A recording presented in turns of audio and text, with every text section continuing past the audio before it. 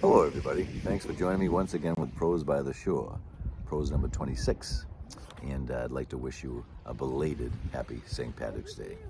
Today's prose, the title is called Stories, Stories, Old Stories, Yawn, Yawn, Bye Bye. So many stories we tell over and over again, getting us so stuck, jolting back and forth like an angry buck. So quick to react, we yakety yak it right back. Soon, unbecomingly, it becomes second nature. A memorized script, our lips so accustomed to letting it rip. But why such a lie, betraying our soul, all to fit into a mold others encourage to be told? Keeps you small, and perhaps them just elevated enough to mask their deep-seated insecurities and pridefully feel oh so tall. So there's the rub. Our own muddling consternation determines the game's duration. How long do we allow to be lost in the crowd? Takes courage to take stock, to become aware that our stories are just that, stories. They're not identities, they're days gone by that can fade into the past, unless we carry them along and make them stubbornly last.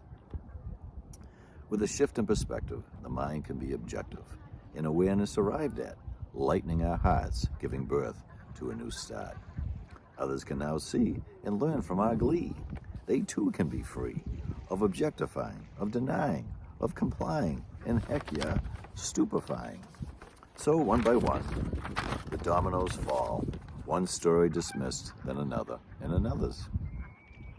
Glorious, isn't it? No more stories shared and cemented, but instead acknowledgments made. Oh, what a beautiful serenade, when all the debilitating stories become undone, one by one.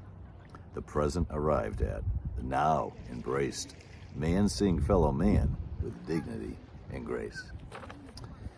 You know, and there's other stories we tell too, right? Besides the stories we tell about ourselves, we often tell stories about others, and usually stories of when people have done us wrong, done us harm in some way, and we'll tell that story over and over again.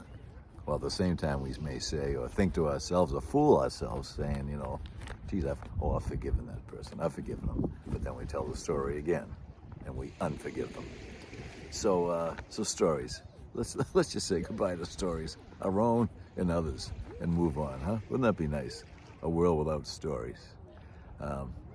Well, that's it for now. Thanks again for tuning in.